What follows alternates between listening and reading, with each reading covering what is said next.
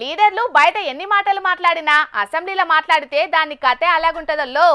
ఒక్కో పారి అధికార ప్రతిపక్షాల నడుమ సవాళ్లు ప్రతి సవాళ్లతోని రణరంగం లెక్కనే ఉంటది సభంతా.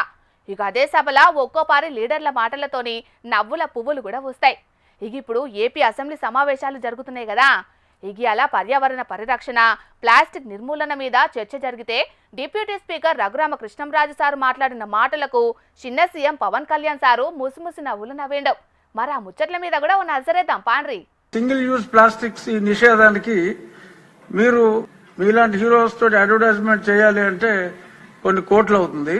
మీరు సంబంధిత శాఖ మంత్రిగా ప్లాస్టిక్ ని నిషేధించండి అని మీరు జన సైనికులకి చెప్పారంటే ఎవడన్నా ప్లాస్టిక్ వేస్తే పడేసుకుంటారు వాళ్ళు.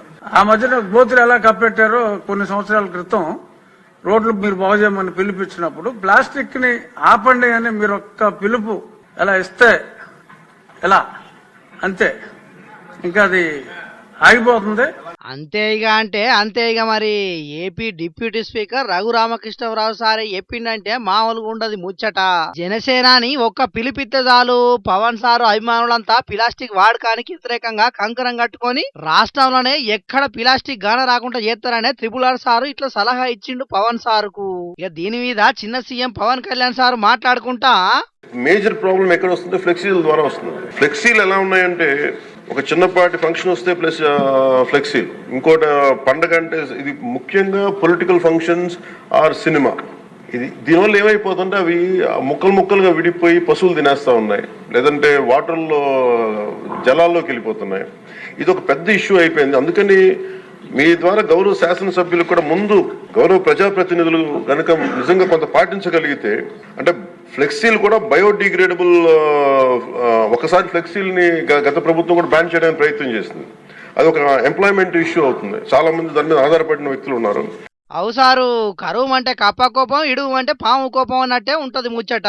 ఫ్లెక్సీలు బంద్ పెడతామంటేనేమో ఫ్లెక్సీ ప్రింటింగ్ నడిపించేటోళ్ళు లొల్లి చేస్తారు. ఇక అట్లనే ఫ్లెక్సీలు పెట్టుకుంటా పోతేనేమో పర్యావరణం దెబ్బతింటది. కాబట్టి ఫ్లెక్సీలు వాడకుండా జనాలనే అవగాహన పెరిగేటట్టు సర్కార్ తరఫున కార్యక్రమాలు చేయుండ్రి.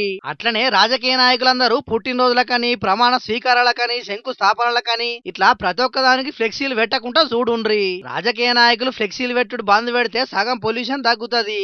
పోనీ అట్లా ఫ్లెక్సీలు పెట్టిన వాళ్ళు కార్యక్రమం అయిపోయినాక తీస్తారా అంటే లే, అవి చీకుడం బట్టి చినిగిపోయి ముక్కలు అయ్యేదాకా అట్లనే ఉంటాయి. ఇక ముక్కలు గాలి కొట్టుకపోయి మురికాల వల్లనో చెత్త కుప్పలలోనో పోయి పడతాయి. మురికాల వల్ల పడితేనేమో వాన నీళ్ళకి అడ్డం పడి వరదలత్తాయి. చెత్త కుప్పల పడితేనేమో పశువులు తిని ఆగమవుతున్నాయి. కాబట్టి పబ్లిక్ ఇప్పటికైనా ప్లాస్టిక్ వాడకం మీద జర ఆలోచన చేయుండ్రి. ఈ భూమి మీద మనమే కాదు మన తర్వాతి తరాలు కూడా సంతోషంగా బతకాలి. కాబట్టి జర పర్యావరణాన్ని కాపాడుతందుకు మీ వంతుగా మీరు కూడా ఓ చెయ్యుండ్రి.